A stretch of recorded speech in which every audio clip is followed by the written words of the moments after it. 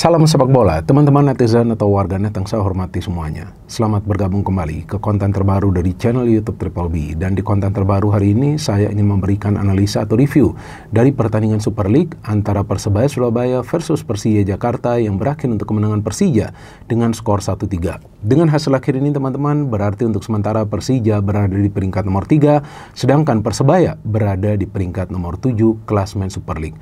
Selain itu juga, kemenangan semalam merupakan kemenangan kedua bagi Persija di partai tandang mereka setelah sebelumnya mengalahkan Dewa United dengan skor yang sama 1-3.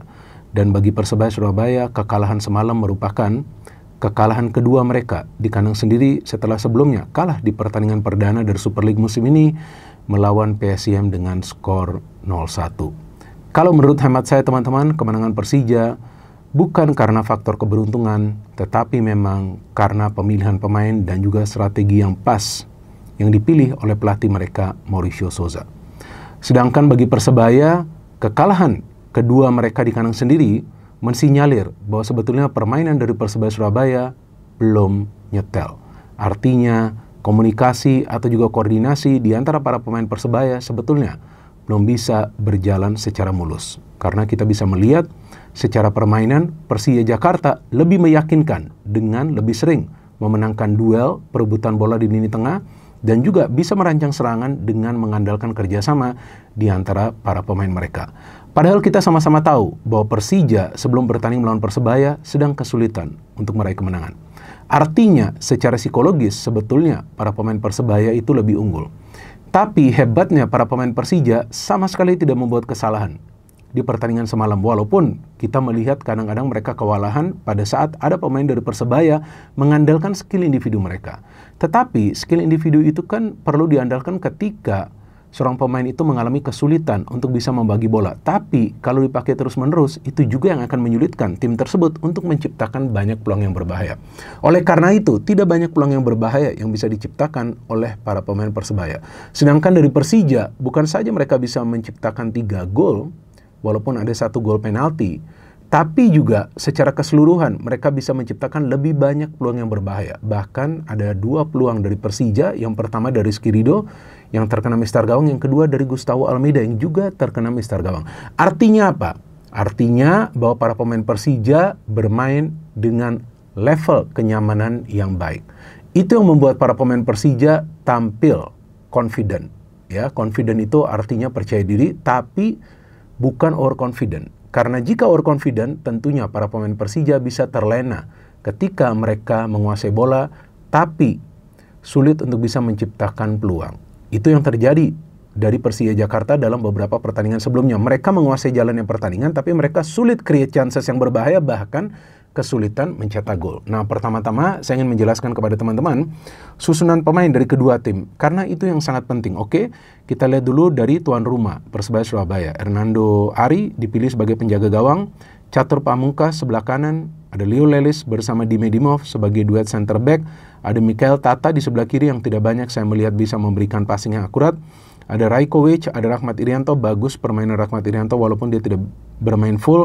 Ada Rivera, ada Malik Rizaldi yang saya melihat beberapa kali out of position. Ada Perovic dan juga ada Bruno Moreira.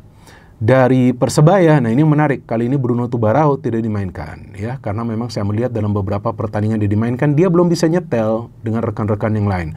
Yang dipilih Maxwell, tapi Maxwell kali ini bermain di sebelah kiri. Nah ini menarik, ada Gustavo Almeida juga, ada Alano. Jadi kiri ada Maxwell, kanan Alano, tapi target man adalah Gustavo Almeida. Gustavo memang tidak mencetak gol, tapi karena Gustavo menyundul bola itu dari cornernya Alano, kemudian bola terpantul dari tiang, maka kemudian Jordi Amat yang mencetak gol. Hampir saya ngomong Rizky Ridho. Rizky Ridho kan terkena mistar, bahkan ada 1 shooting dari Rizky Ridho itu di save oleh Hernando Ari.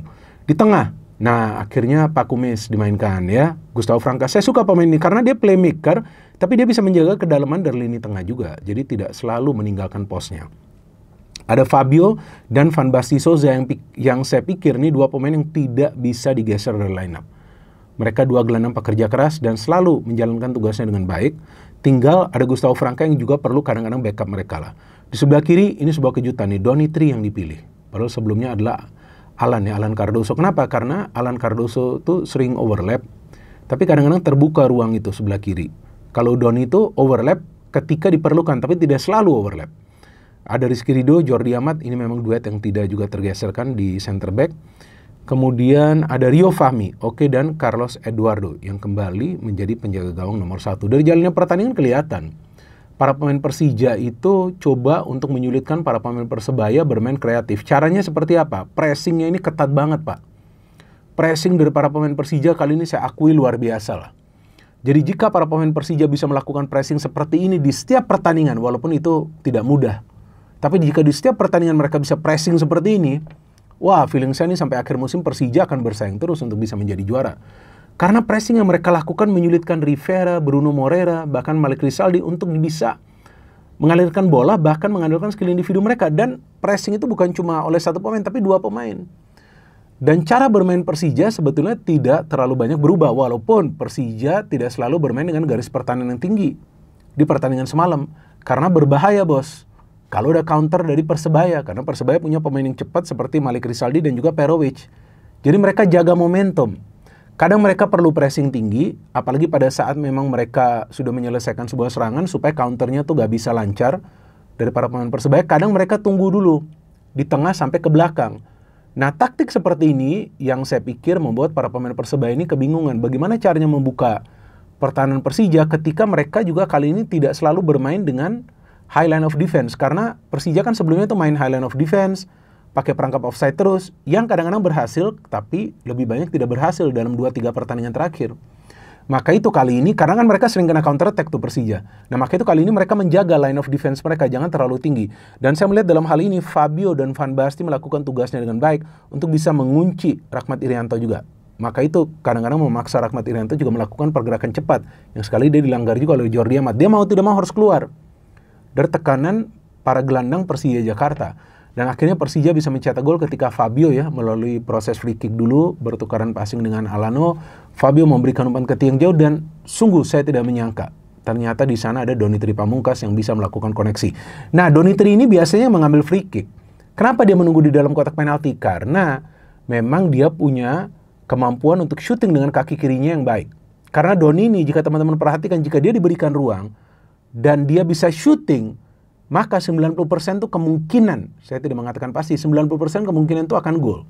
Jadi memang pemain ini bagus dalam hal finishing, tapi dia perlu berada dalam posisi yang pas, artinya at the right place, dan itu dia dapat. Jadi ketika dia dapat bola itu, satu sontekan dia bisa mencetak gol. Kalau nggak salah Gustavo yang berada di depan Doni ya, dan para pemain Persebaya sepertinya juga fokus kepada Gustavo Almeida. Nah, 0-1 ini saya sudah feeling, udah, ini Persija akan lock, dan betul, Persija gak main defensif. Ini yang saya suka dari Persija. Udah 0-1 mereka tahu belum kill the game. Tapi karena mereka bermain keras, maka itu banyak pemain mereka juga mendapat kartu kuning kan di pertandingan ini. Ada Alano, ada Rio Fahmi, ada juga Fransa. Ya kan? Ini banyak kartu kuning dari Persija karena mereka mainnya agak keras kali ini. Mereka nggak mau kasih kesempatan para pemain Persebaya untuk mengembangkan permainan mereka. Tapi kemudian Jordi Amat bisa mencetak gol. Dari corner, Alano memberikan crossing, tadi sudah yang saya katakan. Lagi-lagi nih, karena para pemain Persebaya kan perlu mengawal Gustavo, dia target man. Dan dia bagus lah di udara nih untuk heading-heading. Saya kira itu gol loh dari Gustavo. Ternyata sundulan dia tuh ke tiang jauh kan, terkena tiang gawang. Ternyata rebound atau second ball, di sana ada sang pangeran Jordi Amat yang bisa mencetak gol 0-2. Saya udah tahu, udahlah nih Persebaya susah comeback. Bukan meremehkan Persebaya, karena Persebayanya gak bisa main dengan teamwork. Saya juga tidak melihat ada peluang yang berbahaya dari Persebaya itu di babak pertama. Mereka terkunci habis.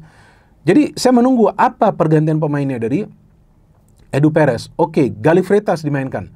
Tapi Gali ini bukan tipe pemain yang bisa melakukan finishing dengan baik ketika memang dia harus memulai sebuah proses serangan. Jadi agak beda nih permainan dari Persebaya. Kalau di Semarang dia bermain lebih ofensif, tapi Gali di Persebaya bermain di wing. Dan Gali saya tidak melihat tipe pemain yang bisa banyak memberikan umpan kunci. Yang Persebaya butuhkan adalah supplier bola. Supaya bola itu nyampe ke Perovic. Tapi ketika Perovic mengandalkan skill individunya, ya dia bisa melewati beberapa pemain Persija, itu bagus. Tapi kemudian sebelumnya sudah ada pelanggaran oleh Rajkovic kalau nggak salah ya. Kepada Doni ya, kalau nggak salah itu saya lupa. Sehingga Rivera bisa memberikan umpan kepada Perovic. Tapi memang bola itu harus nyampe ke Perovic. Kalau nggak nyampe ke Perovic, bagaimana dia bisa mendapatkan peluang untuk mencetak gol? Bagaimana dia bisa melakukan finishing sebagai striker? Nah, ini bedanya antara Persija dengan Persebaya. Kalau Persija beberapa kali bola itu nyampe ke Gustavo Almeida. Meskipun Gustavo juga bisa memantulkan bola, bisa juga memulai sebuah proses serangan, betul kan? Tapi bola itu bisa nyampe. Kenapa? Karena Alano gak bermain individu.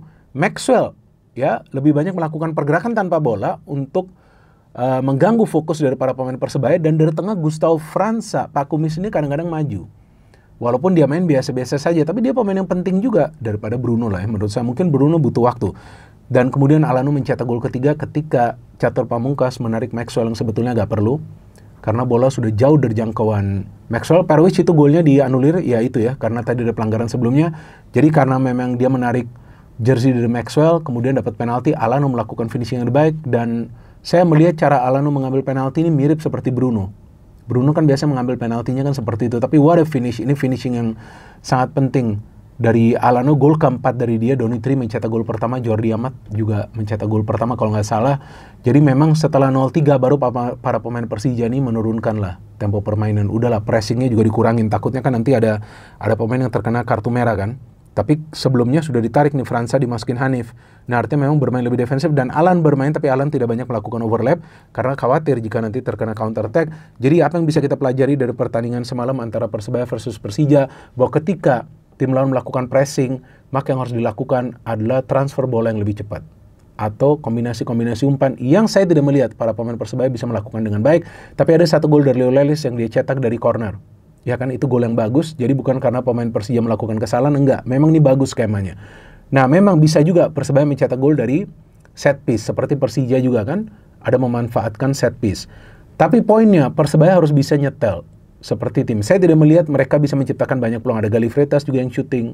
Tapi itu kan shooting-shooting dari luar kotak penalti yang tidak menunjukkan bahwa Persebaya punya kolektivitas di antara para pemain mereka. Jika Persebaya tidak bisa bermain kolektif, ini akan menyulitkan mereka untuk bersaing di papan atas. Sedangkan bagi Persija, inilah kemenangan yang mereka butuhkan. Karena dengan kemenangan ini, mereka naik ke peringkat nomor 3, menggeser Persib ya. Sebelumnya Persib berada di peringkat nomor 3, tapi juga sebelumnya juga mereka kan kalah ya 2 kali lawan PSM dan Borneo yang mereka terkena counter kan. Nah, jadi kali ini mereka juga waspada agar tidak terkena counter. Jadi pemilihan pemainnya sudah benar dan Mauricio Souza taktiknya sudah benar yang membuat Persija menang. Next match Persija away to Madura United. Jika mereka menang itu lagi, tentu mereka akan semakin dekat ke Borneo FC. Yang sejauh ini Borneo FC gak ada obatnya. Karena Borneo FC dari 7 pertandingan menang semua. 7 pertandingan dan baru kemasukan 3 gol. Luar biasa tim tersebut. Tapi kita tunggu nanti Borneo FC lawan siapa selanjutnya nih. Saya ingin lihat, lawan Arema FC ya, itu nanti kita tunggu permainannya seperti apa. Tapi so far saya melihat Super League musim ini atau Liga Indonesia musim ini seru karena banyak tim yang bersaing di papan atas walaupun poin antara Borneo dan Persita cukup jauh. Tapi ada Persija dan Persita dengan mantan pelatih dari Persija Jakarta, Carlos Peña, ternyata lagi menang terus nih. 5 kali menang loh dia, 1, 2, 3, 4, 5, gila ya tiba-tiba. Padahal sebelumnya susah menang. Itu yang membuat Super League musim ini lebih seru. No hate, no politics, only football, salam sepak bola.